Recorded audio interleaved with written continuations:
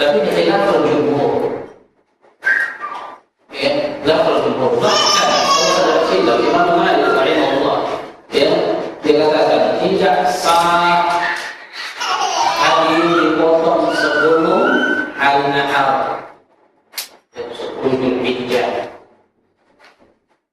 Tapi anehnya ini banyak diajarkan orang-orang kita. Kalau kita ada tahu apa iya, kita yang lagi. Ya. Dan tamattu ataupun haji untuk korban. Ini haji damni atau haji ini haji untuk tamattu, bukan kurban. Dan rujak laisa alaihi kurban. Bagi mereka yang tamattu atau qirah, ya ada kewajiban mereka untuk berkurban. Ya, karena ini dari haji itu sambil kurban. Ya, itu dia yang betul. Ya. Baik, cuma kalau kita mau melebihkan ya haji kita, karena kita tamattu lebih dari seekor kambing atau seekor lembu dan banyak jumlahnya, silakan. Tidak masalah. Ya, bagaimana itu dia 100 ekor sekalian. Tidak masalah, karena Nabi haji dia fokus 100 ekor kan, sampai capek dia membelinya. Sisanya itu lagi sama haji yang untuk itu haji, ya, karena dia qirah. Karena Nabi haji qirah. Baik. Bagaimana kita jadi? Setelah Jumrah Aqabah, kita untuk haji kita tamattu, hukumnya wajib. Jumrah Aqabah wajib, rukun atau sunnah? Jumrah Aqabah wajib atau rukun atau sunnah? Wajib. Menyembelih wajib. Al-Qut tafsir. Balik kita tahallul ini, kalau bahasa kita mungkin ya pangkas dengan cukur. Ya, cukur. Ini hukumnya wajib. Baik, wajib. Ini kita cukup di Mina. Ini sunnahnya di Mina. Ya. Setelah itu baru kita mandi sekalian. Rehat kita dulu di penginapan kita di Mina. Jangan paksakan diri dari sakit. Tenang aja. Jangan minimal 1 jam 2 jam kita rehat. Nah itu kan kita bilang tadi sudah bertahallul awal sudah boleh kita lakukan larangan ihram selain jima bukan istri Pak. Selain jima, yang selain istri maka orang ya, selain jima berhubungan suami istri. Nah di sini sekali kata para ulama berdasarkan hadis Aisyah radhiyallahu anha, ya ketika Nabi sudah mandi maka Aisyah pun ya kembali dan memberikan kepada Nabi pakaian yang indah, mengasih parfum yang paling harum. Ya, artinya seluruh tawaf ifadah itu ya mandi dulu, pakai pakaian yang cantik. Ya, tinggal sudah selesai masa pakaian ihram kita. Nah, berwangi-wangian kita di sana. Lalu kita menuju Mekah, Baitul Haram untuk tawaf ifadah. Tawaf ifadah rukun atau wajib? Rukun, ya. Tawaf ifadah rukun, bukan wajib. Nah, di tawaf ifadah ini ya tentu tidak ada rawat lagi ya. Tidak ada lagi ittiba'nya. Jadi yang ada rawat dan ittiba' itu di tawaf qudum, tawaf umrah. Nah, kalau tawaf ifadah ini tidak perlu lagi dari anda, tidak perlu lagi apalagi ittiba' ini kan bagi pakaian ihram karena sudah selesai namanya. Nah, jadi tawafnya sama, ya, tetap 7 musim lengkap. Ya, dimulai dari Hajarul Aswad sampai ke Hajarul Aswad.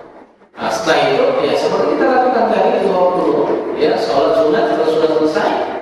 Nah, setelah itu baru kita sa'i. Ya, setelah itu baru kita sa'i. Masih ada lagi tak? Selesai. Malam nanti kita tinggal 10 Juli. ya tinggal kita lagi balik ke Mina untuk mabit di sana, ya kan?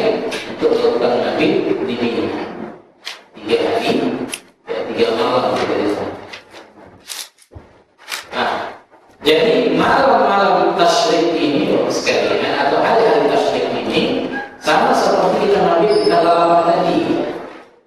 Tetap sholat di qasar pada waktunya masing-masing. Nah, ditambah amalan kita yang wajib juga di situ, yaitu setelah tergelincir matahari masuk waktu zuhur, ya diharuskan, diwajibkan bagi kita untuk melempar tiga jumrah, al-ula, wusta dan aqabah. Ya, jumhur ulama selain mazhab Hanafiyah mengatakan bahwa jumrah harus dilakukan dia melempar jumrah ini setelah waktu zuhur atau setelah tergelincir matahari, belum lagi masuk waktu zuhur. Ya, nah, setelah itu baru kita zuhur. Nah, begini sunnahnya. Bahkan ini wajib di kalangan para ulama termasuk jumhur, yang mereka bilang bila kita lempar jumrah 3 ini Pak, di waktu pagi atau di waktu duha, ada hidayah. Walaupun dipaksakan oleh ulama-ulama kita sekarang menengok kepada keadaan banyaknya manusia tidak memungkinkan melempar selepas zuhur atau setelah tergelincir matahari, maka dibolehkan di waktu duha melemparnya. Ini mengamalkan fatwa dari mazhab Hanafiyah. Nah, tapi kalau bisa sekalian kita tetap berjalan di benar jumhur. Artinya kita usahakan bisa melempar itu setelah tergelincir matahari. Nah, supaya kita terhindar dari pertikaian. Terhindar dari pertikaian. Cuman tadi saya lupa, di tanggal 10 Zulhijjah ini, setelah kita sampai di Mina sekalian, ada 4 amalan yang harus kita lakukan. Bahkan itu dengan sa'i. Satu dengan jumrah aqabah, kedua hadiyu motong, kemudian ketiga tahallul pangkas rambut atau ukur, keempat tawaf ifadah, kelima sa'i. Nah, jadi zaman Nabi pun ternyata ini sudah ada masalah. Masalahnya apa? Banyak di antara sahabat itu yang tidak bisa mengurutkannya. Kenapa? Karena keadaan waktu. Di antara mereka, ya Rasulullah, saya tua dulu, baru saya jumrah. Ya Rasulullah, saya mangkas dulu, saya baru jumrah aqabah. Dan begitulah katanya, if'allah haram, if'allah, lakukanlah apa yang terbaik bagimu, lakukanlah apa yang terbenar bagimu. Jadi tidak ada masalah mendahulukan dari amalan-amalan yang 4 atau 5 kita sebutkan. Tapi yang jelas sekalian, setelah orang tawaf ifadah baru bertahallul tsani, tahallul habis. Sekalipun misalnya dia dari Muzdalifah, dia tak mengira misalnya sampai waktu subuh, setelah pertengahan malam dia pergi menuju Mekah langsung tawaf ifadah, dia masih tetap tahallul awal. Jadi aqabah ini sebagai syarat kalau orang bertahallul tsani. Jangan dikira kalau sudah tawaf ifadah sudah selesai sudah. Ya, begitu ya. Baik. Masyaikh Islam Ibnu Taimiyah dia bilang, "Tawaf ibadah laysa min al-hajj." Tawaf ibadah ini bukan bagian dari manasik haji. Ini amalan tersendiri bagi setiap orang yang menyeberang dari Mekah. Ya, berdasarkan Islam Sallallahu Alaihi Wasallam, maka yang benar al-Qur'an yaitu Abil Bayt.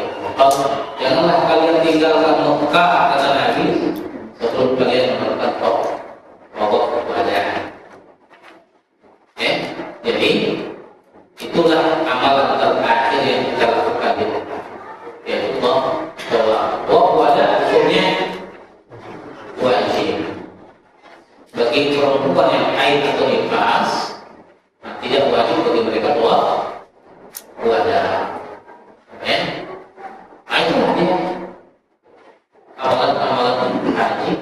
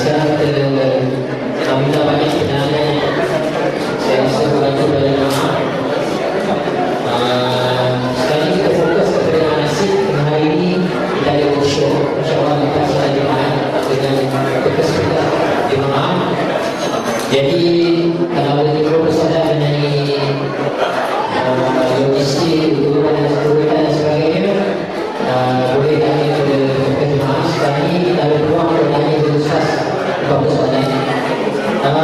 Mikrofon ada di belakangnya. Okey. Dan saya rasa nanti pun juga mikrofon. Sebelum itu ada beberapa soalan yang dihantar kepada saya. Mungkin saya boleh jelaskan.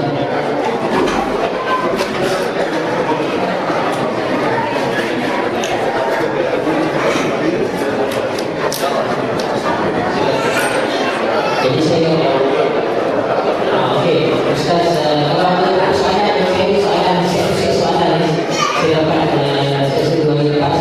Tapi mungkin pada yang ada di sini pun kalau ada soalan lain untuk sampai kepada Ustaz, ini peluang insya-Allah.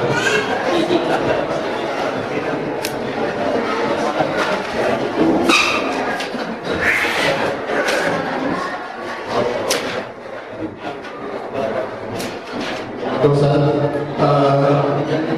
saya tadi Ustaz kata kalau kita buat melontarkan apa lepas dari apa, kena kita mandi semua. Ada tak lepas tu kalau tawaf kita tak ada iktibar dan lama. Tapi kalau bagi mereka yang pergi dari terus Mekah atau tawaf, ada tak iktibar dan lama masa itu? Kalau misalnya sekali dari Muzdalifah dia tidak mampir sampai waktu subuh, maka dia langsung ke Mekah untuk tawaf ifadah. Tetap untuk tawaf ini tidak ada iktibar dan tidak ada orang. Karena tawaf qudum atau ziarah saja yang ada iktibar. Jadi sekali itu pakai ihram, tetap dia itu bukan sampai ihram seperti biasa. Itu bahu. Kalau misalnya itu biasa seperti itu.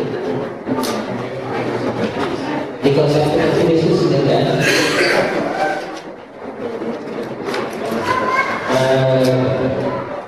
jadi soalannya, jika jatuh sakit dan tak berdaya meneruskan, apa yang perlu dibuat?